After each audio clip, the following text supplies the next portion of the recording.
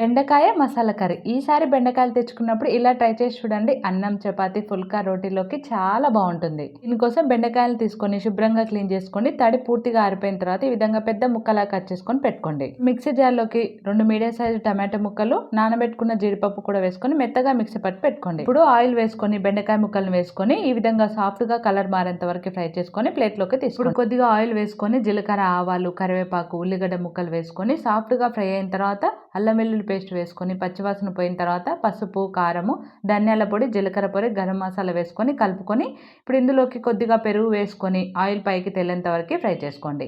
ఇప్పుడు ఇందులోకి మిక్సీ పట్టుకున్న పేస్ట్ కూడా వేసుకొని ఆయిల్ పైకి రిలీజ్ అయ్యేంత వరకు మధ్య మధ్యలో కలుపుకుంటూ ఫ్రై చేసుకోండి. ఇప్పుడు ఇందులోకి రుచికి తగినంతగా ఉప్పు, ఫ్రై చేసుకున్న బెండకాయ ముక్కలు, ఒక పెద్ద గ్లాస్ వాటర్ వేసుకొని కలుపుకొని 5 నిమిషాలు మీడియం ఫ్లేమ్లో మూత పెట్టుకొని ఆయిల్ పైకి తేలేంత వరకు చేసుకోండి. ఈ విధంగా ఆయిల్ పైకి తేలిన తర్వాత స్టవ్ ఆఫ్ చేసుకొని కొత్తిమీర చల్లుకుంటే రెడీ.